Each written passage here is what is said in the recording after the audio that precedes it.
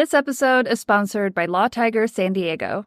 If you or a loved one is injured in a motorcycle accident, call 1-800-LAW-TIGERS for a free case evaluation.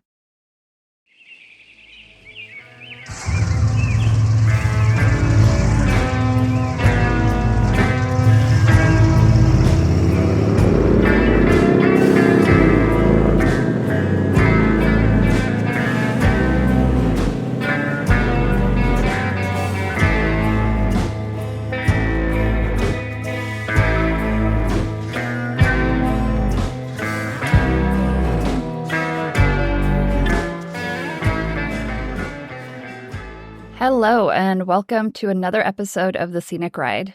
This one is a little delayed, so if you've been waiting for a new episode to drop, I apologize for the delay.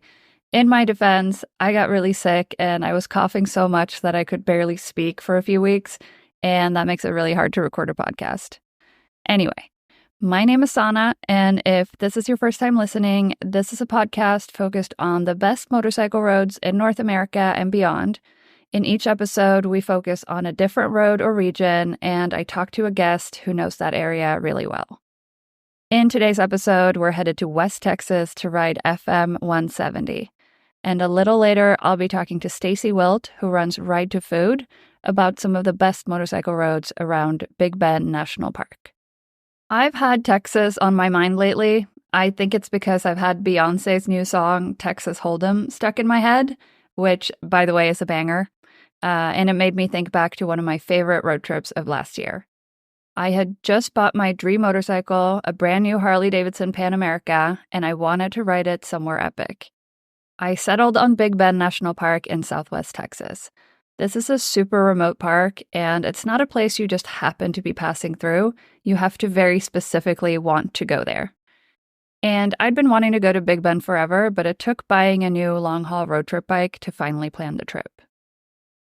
I took the southern route from San Diego through Arizona and New Mexico, and because it was my first long trip on the new bike, I didn't know how much seat time would be doable every day, so I planned conservatively to do around 250 miles per day, but then the bike ended up being so fast and fun and comfortable that I didn't want to stop riding it, so it turned into 400-mile days instead almost every day.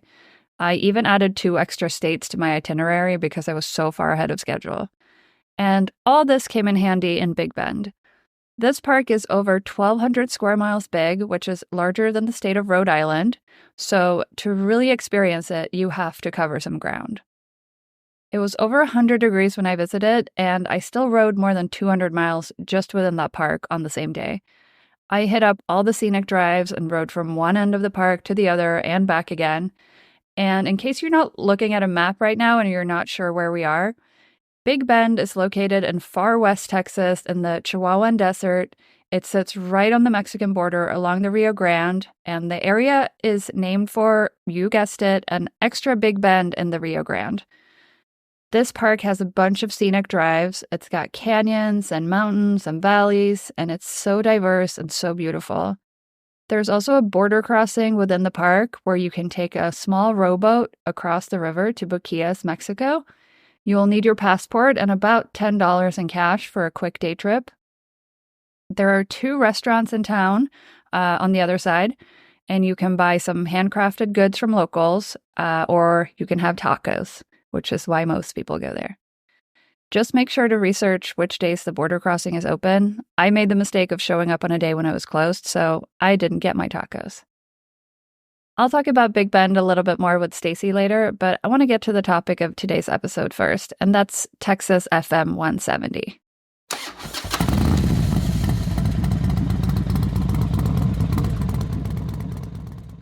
FM stands for Farm to Market Road.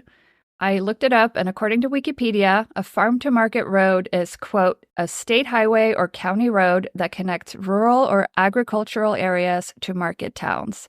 These are better quality roads, usually a highway, that farmers and ranchers use to transport products to market towns or distribution centers, end quote. The 170 runs along the border for 160 miles from just outside Big Bend National Park and northwest to Candelaria. But the really scenic part is the 60-mile stretch between Terlingua and Presidio. This part of the road hugs the Rio Grande and runs straight through the southernmost part of Big Bend Ranch State Park, and it's known as the most scenic road in Texas. I stay the night in Terlingua, which is an old mining town just outside of Big Bend National Park. Today, it's a living ghost town with some restaurants, art galleries, hotels, and an annual chili cook-off, but not a whole lot else. It's extremely remote, and the climate here is unforgiving. I could tell I was in the desert because my hotel room came with scorpions and lizards and roaches and no cell service. Like I said, it gets extremely hot in this area. I was there in late May and it was already in the hundreds, so I did what I usually do, which is get up super early and start riding before sunrise. And I know not everyone loves getting up that early, but riding 170 at sunrise was a really spectacular experience. I had the road completely to myself. I barely saw another vehicle the entire ride. And this road is gorgeous. It actually reminds me of Utah 128, the road we talked about in the last episode of this show, and they're both actually known by locals as the River Road. 170 twists and turns and snakes around the Rio Grande. Sometimes you're high above the river, and sometimes you're so low that you need to look for flooded sections of the road. You'll have Mexico on one side and Big Bend Ranch State Park on the other, and you'll be surrounded by mountains and desert. If you're looking for restaurants or lodging, this is not the place for that. Instead, what you'll find here are campgrounds, hiking trails, and outdoor recreation opportunities.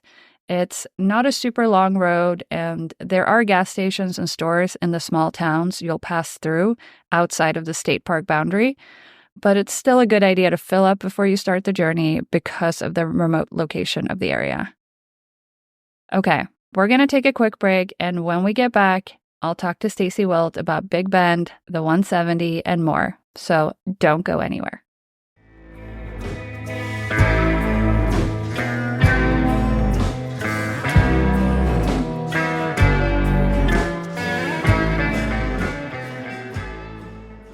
I am so happy to have Staci Wilt on the show today. She is the founder of Ride to Food, and she travels by motorcycle more than probably anyone I know. So, Staci, welcome to the Scenic Ride. Hello, how's it going? Good. I'm so glad you're here. Me too. I'm so stoked. Cool. Well, let's start with you. What is Ride to Food for people who don't know? So, Ride to Food is a motorcycle travel platform that I started essentially in 2018 is when I went full time with it. And I essentially teach people through YouTube videos and blogs and social media content how to travel on their motorcycles. So whether it's general education on how to pack your bike or luggage recommendations, or it is learning about a destination or a culture, or of course, food, because we all got to eat, all of that is involved in Ride to Food. And you just launched a series of talks, I guess, at Harley dealerships. Do you want to talk about that at all?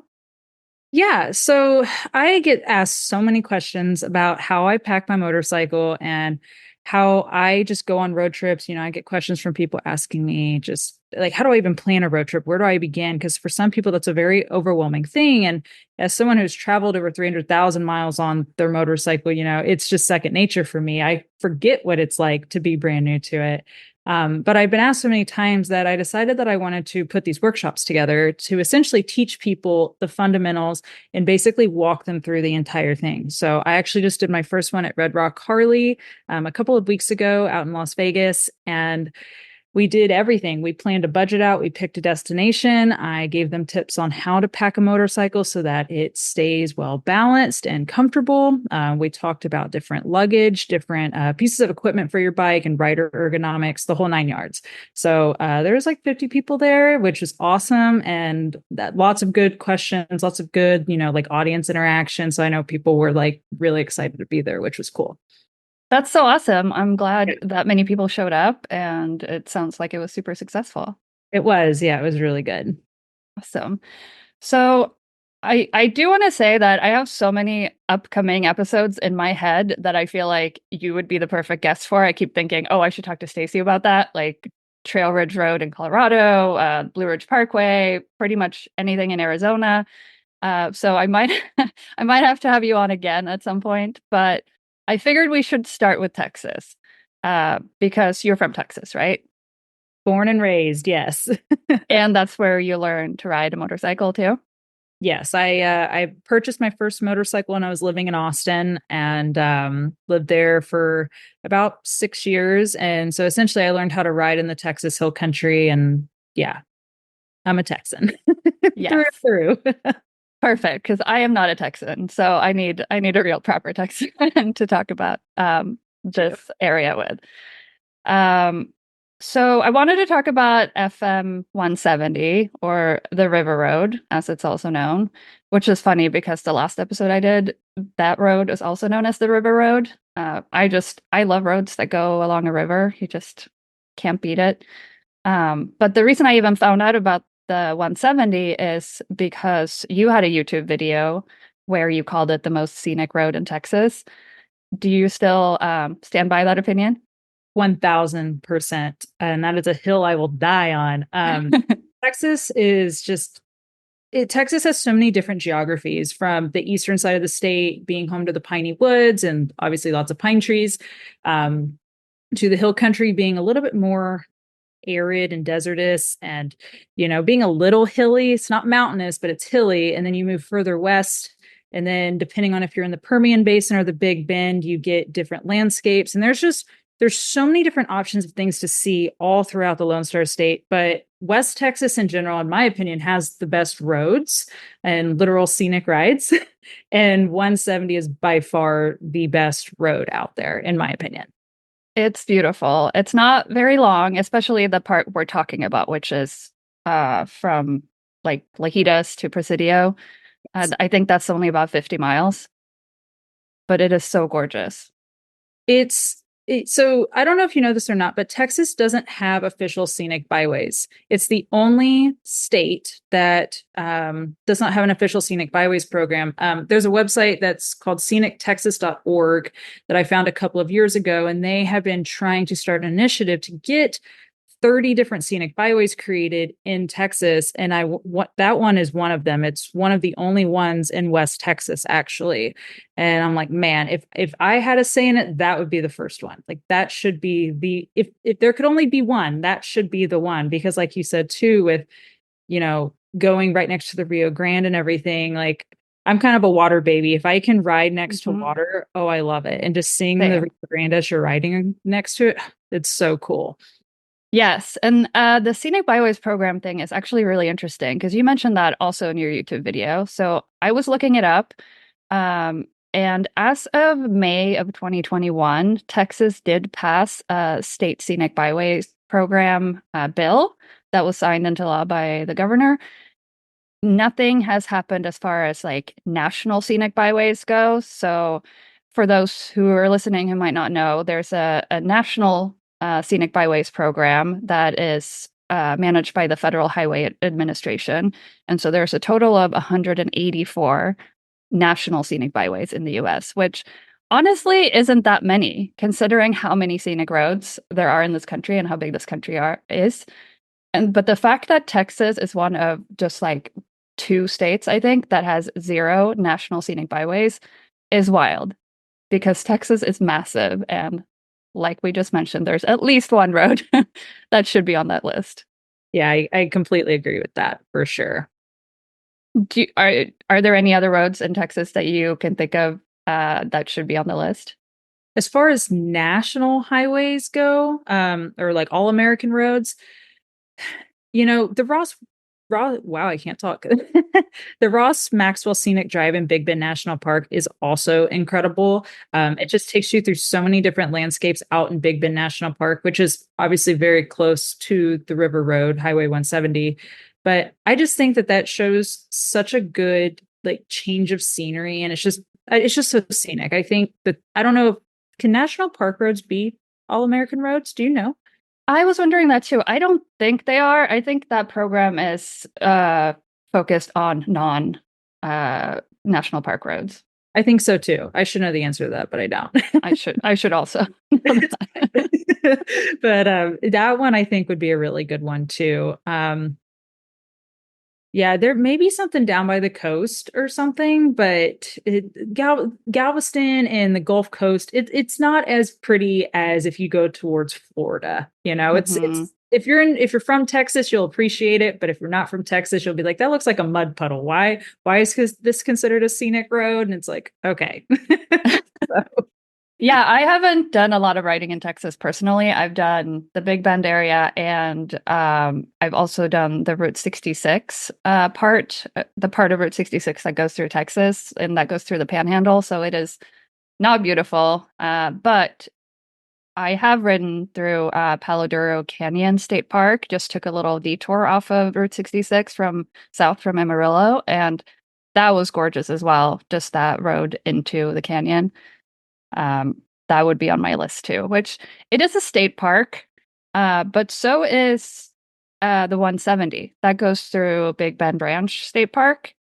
So I'm assuming state park roads could maybe be on the scenic byways list. We should educate ourselves on we should. It's fun. this. Big Bend Ranch State Park. Did you happen to go into the park while you were out there? Because you were on your Pan America when you went, right? Yeah, I did not ride any off-road like stuff at all on that Okay.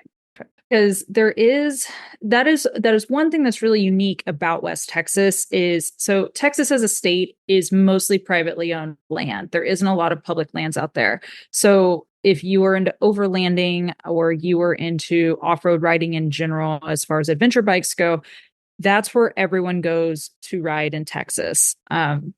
There's so much off-road riding out there because it's just so vast inside the national park as well as inside the state park.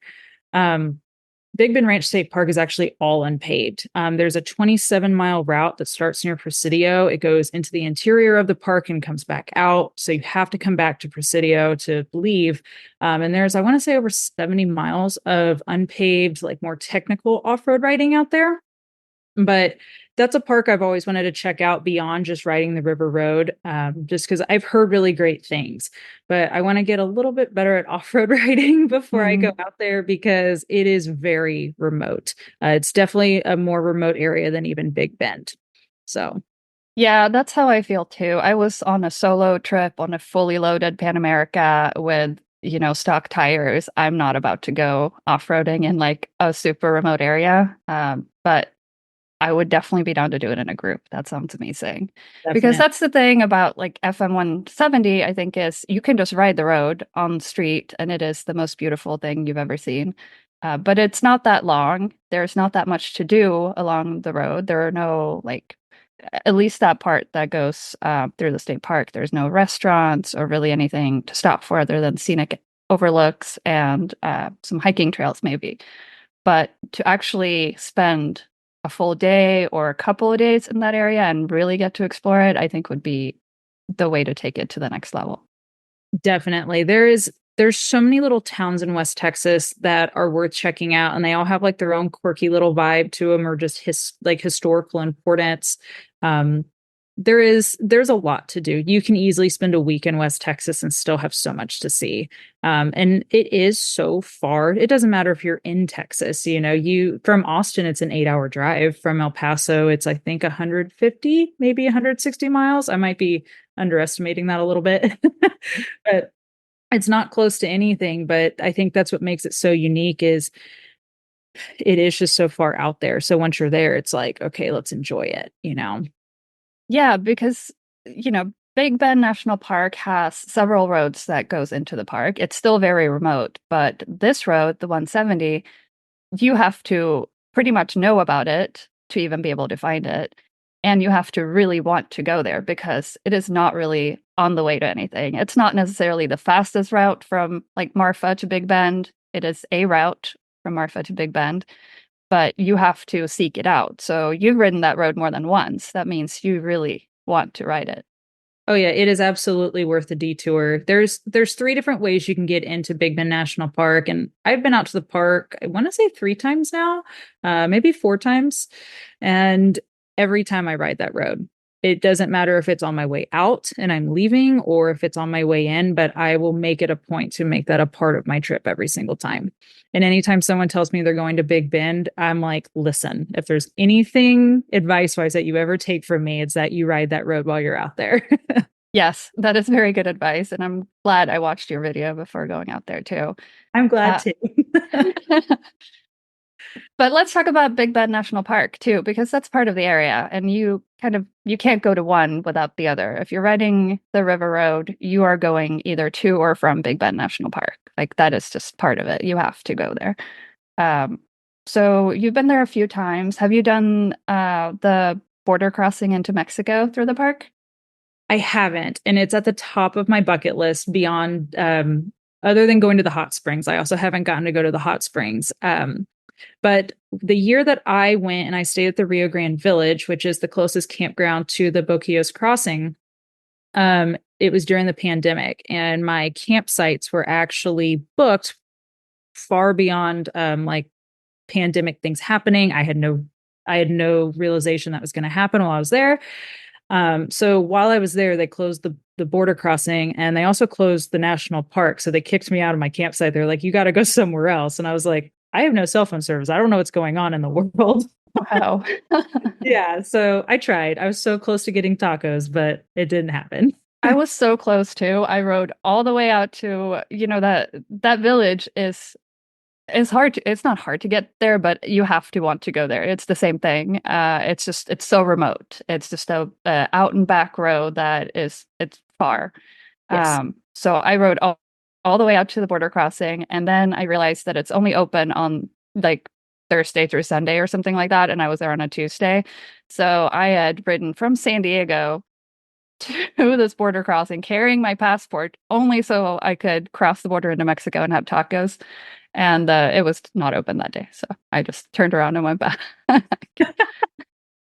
But one day, maybe we'll actually get tacos. I think that it is well worth a trip back. And, going back to just discussing Big Bend National Park, there's so much to do out there. That ride out there. Did you happen to go to the Boquillas Canyon while you were there? Did you keep taking that road down from where the border crossing is? Yes. Yeah. So I think that is a very underrated end of the park. Everyone goes to the Santa Elena Canyon because it's just the more iconic, larger canyon. And that's at the end of the Ross Maxwell Scenic Drive. And I think that the Boquillas Canyon is worth checking out. Sometimes there's wild horses down there, which is kind of cool. Mhm. Very unexpected too, as you're kind of hiking through the canyon and there's just horses there. But there's also the Chisos Basin. And if you've never been in the Chisos Basin, it's totally worth it to go up there. It is like a completely different world from the rest of the park. Were you able to go up there while you were there? Yeah, I did. It was so beautiful. Yeah. And I want to say the basin is actually like an old volcano. Like it's just a gigantic crater and you can camp up there. And I've camped up there and it's so cool because you can see the Milky Way at night. And it's just like, it's a dark sky park. So the skies are incredibly dark. You can see the Milky Way. It's incredible. I could fangirl over Big Bend National Park all day because it's just so pretty. It's such a good park for riding too. I spent a full day in the park and I think I rode over 200 miles of just park roads. It's a lot of those like out and back roads. So you go to the end of a road and then you have to turn around and come back, and it adds up because it's a large park. I tried to do Santa Elena Canyon, but the road out there was flooded, so I couldn't actually make it all the way. It was also over 100 degrees, so it was very hot. But going up to the Chisos Mountains, it was so much cooler up there and just a completely different type of landscape than other parts of the park. When you camped in the basin, did you have to book a campsite like well in advance for that? So I'm really good at camping during shoulder seasons and off seasons. The Chisos Basin, like you said, because it's higher in elevation, a lot of people don't enjoy camping there once it gets colder, like October, November. And I was there in late October, if I remember correctly. And I did book campsites ahead of time, but it was maybe a month in advance. It wasn't too bad. But there are times of year where it is virtually impossible to get a campsite there. So And how cold was it? I mean, was it Obviously, you're on a motorcycle, so you're limited in what you can bring, but it was still doable. It was doable. I want to say it was down into the 30s at night. Granted, I do a lot of cold weather camping. I am notorious for doing motorcycle trips in the shoulder seasons because I just don't want to travel to places when they're packed with people. I'd rather be a little cold at night and deal with less people in the parks or wherever I am during the day. So I just have colder weather camping gear, but I thought it was fine. It can snow up there, and that's more of the issue I would say with motorcycle traveling into the Chisos Basin in the colder months is you don't know what could possibly happen because weather out there can be kind of crazy sometimes, but snow isn't that common. I'll just leave it at that. It doesn't snow. It might snow once a year. So And it probably will snow later in the season too. Like October is still pretty early. pretty early. Yeah. And then there are all these dirt roads that we kind of touched on earlier in the park. I didn't really do any of those because, again, don't want to do dirt by myself. Did you end up doing any dirt roads when you were there on the Pan America? No. So when I got to go out, let me rephrase this. I have not been back to Big Bend National Park since I took an off-road training course. So I was still very new to adventure riding the last time I got to go to Big Bend, especially on a Pan America. And I had the street tires on it, the 80/20 tires. I did not have any kind of satellite communicator with me. And I had talked to a park ranger who had a KTM, and he was a big adventure rider guy. And I was asking him how some of the road conditions were, even Old Maverick Road. Old Maverick Road is a shorter dirt road, and usually it's pretty tame. It'll take you from Santa Elena Canyon towards Trulingua within the park boundaries. And normally that's a pretty easy road to ride. And he told me that it was really washed out and really sandy, and that if I wasn't comfortable riding in any type of sand, I should not attempt it. And when he told me that, I pretty much gave up hope of attempting anything in the park because at that same time, the Hot Springs Road was also washed out from a flash flood.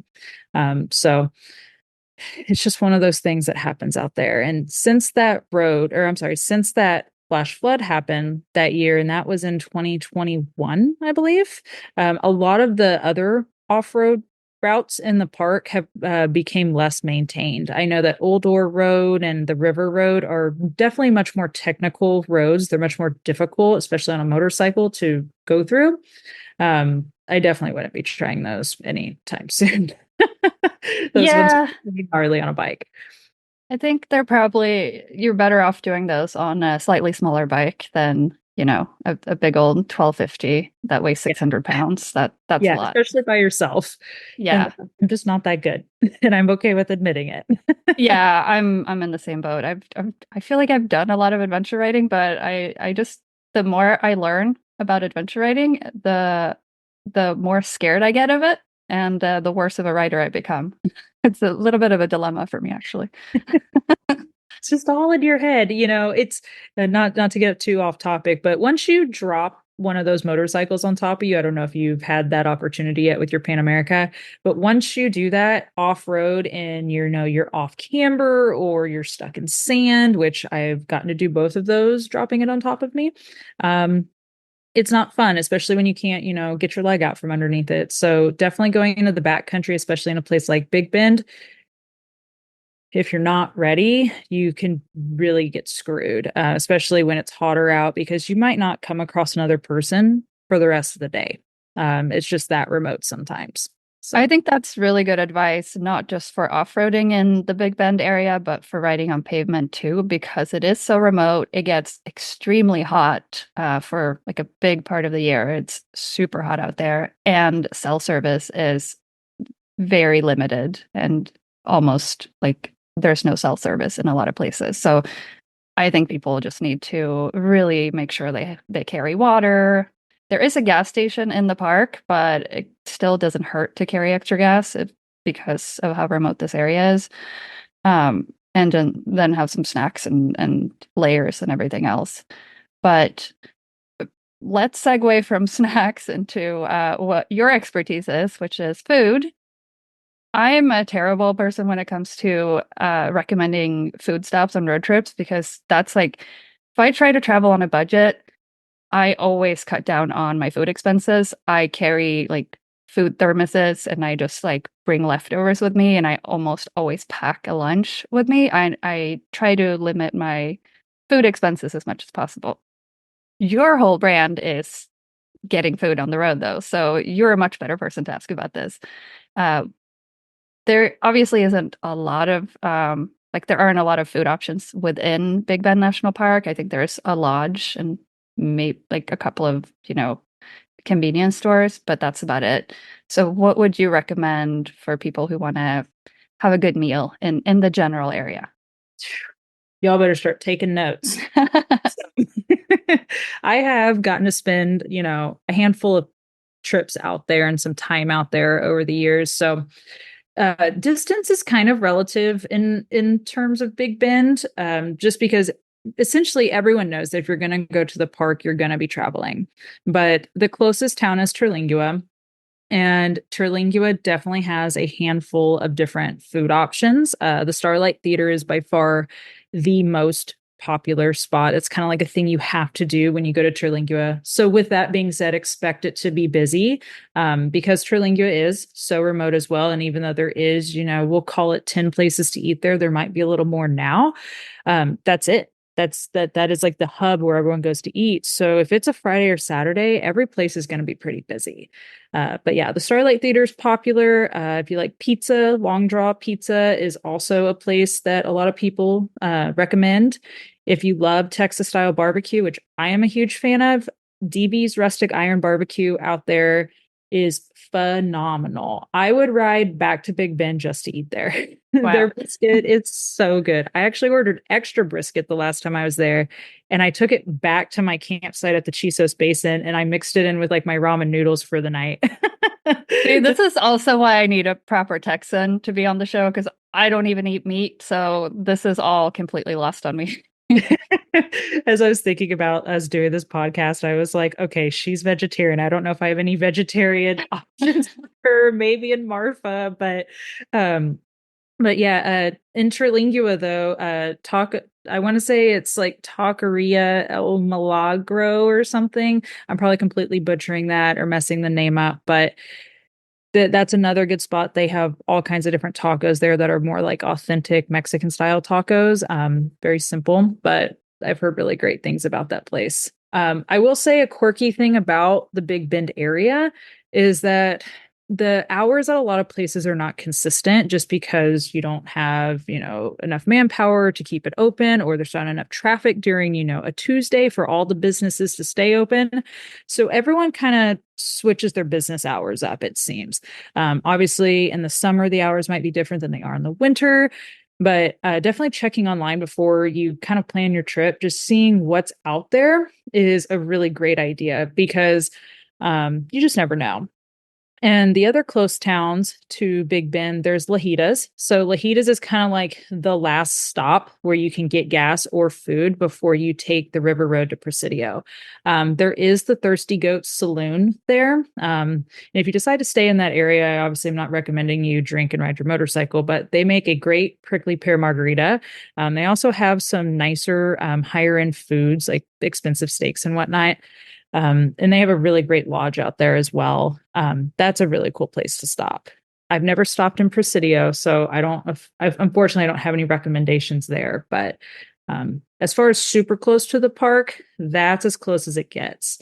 If you move out towards Marathon, which is the closest town to the Persimmon Gap entrance to the park, you have the Gage Hotel, and there's a little coffee shop there, and they have some food. There's also the French Grocer, and that's kind of like the little general store. And I want to say they have some sandwiches and some other stuff there. I've actually never gotten to eat there. But there is also a brewery in that town, Brick Vault Brewery and Barbecue. And same thing, they're known for having Texas style barbecue. I think they made it on the Texas Monthly Top 50 list, which is like a very prestigious thing to be a part of in Texas. Like when you make that list, it's like you've made it in life if you're a barbecue person. So, but that's it. That's pretty much all there is in Marathon. It's very small. So, Yeah, I stayed the night in Alpine on the way into the park, and then I rode through Marathon and came in through that entrance. But yeah, there's not a lot there. There's also not a ton in Alpine, but that's another one of those kind of gateway towns that has at least a few options and a couple of hotels and stuff like that too. Yeah, I will say so. Alpine, a cool thing to do there. It's not food, but if you have the time and you enjoy just education and history, on the college campus there is the Museum of the Big Bend, and I would highly recommend spending, planning for an hour, probably 2 hours walking through that museum. It's been a long time since I visited it, but it was incredible, and I learned so much about the region. I would highly, highly recommend checking that out. But as you're talking about lodging, that's a great place. If especially if you just want a hotel chain it, that's one of the only places in the Big Bend area that has a lot of hotels. So Yeah, that's a good spot for that. And also, since we're talking about like some other little detours from Alpine, there's an observatory up in the mountains just north of town. It's called the McDonald Observatory. And if you are on a long road trip, you're riding through Texas and you're ending up on a lot of straight roads and you just want to take a break and do some like fun twisties, the road up to the observatory is really fun and really twisty. And that's a good little detour as well. I recommend that one as well. When you happen to go to the observatory, did you make the entire loop around the Davis Mountains? Yes. So that I would, when you were asking me earlier, like, are there any good other rides you really like out there? I would say that that one's also in my top three list. So Ross Maxwell and Big Bend, River Road, and then the Davis Mountain Loop. That one is incredible. You do need to watch for deer, depending on, when you're out there. But that and even mountain lions, those are out there too. But that road is incredible, and like the mountains just look so crazy on the backside of it. When you kind of get halfway through, it just they're very jagged and they're just unique. It's a very iconic image of Texas because the road's also like really straight underneath them. As you're riding it, you're just like, wow, this is so badass. Yeah, it's really beautiful. There's a lot of I really enjoyed West Texas. Again, I have not spent that much time in the state, but that area I will definitely go back to. Yeah, it's Um, it's incredible. And if you go just north of there, so I'm trying to think of what that road is. I want to say it's Highway 17 that will take you basically from Fort Davis to Marfa. If you take it north out of Fort Davis and you head towards Balmorhea, which is right off the Interstate 10, Balmorhea is a very small town, but that's where Balmorhea State Park is. And if you're riding through West Texas and it's 100 degrees out, I highly recommend stopping at Balmorhea State Park because it's a spring fed pool. So the water's ice cold. I was actually doing a 1K in a day one year headed from Austin to Phoenix, and it was 105 out. So I stopped and like dunked in for a little bit because I needed to cool off. oh, that's amazing. But the road is incredible too. And, talking about rock formations and how the mountains just look so different out there, that little section from Fort Davis to Balmorhea is so cool. Like it's so beautiful, but the rocks just look different. I don't even know how to like explain them, but they're cool. I'm adding that to my list right now. That sounds awesome. Yes, that whole area is just gorgeous. I even like the stretch that goes from Fort Davis to Marfa. It's not as scenic, but it's still great. At golden hour, it's prime. It is so pretty. It makes you want to cry, but Yes, in a good way. yes, in a good way for sure. Um, I think that's all I had on this area. So is there anything you want to add or anything you want to plug that any fun projects that you're working on? Man, I would love to get back to Texas. Speaking of projects, Yeah. that would be a dream. For me this year, I'm chasing my adventure bike dream. I hope I get to have a Pan America sometime soon. That would be awesome. We need to do a road trip on Pan Americas because I think Yep. it would be really cool. Yes. Um, but no, this year I'm kind of focused on trying to go to new places. I guess, some places that are on my list are the Upper Peninsula, the UP in Michigan. I've never been up there, so I'd really like to check that out, Pictured Rocks and that whole area.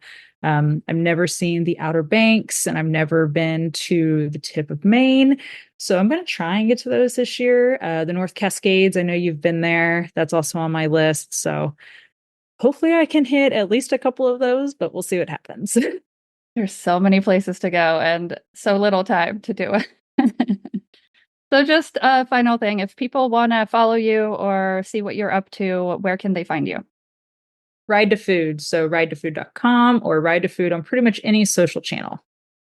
Awesome. Thank you so much for doing the show. I really enjoyed talking to you about all of this. Definitely. And holler if you have any questions about any other place in the future. Absolutely. Will do.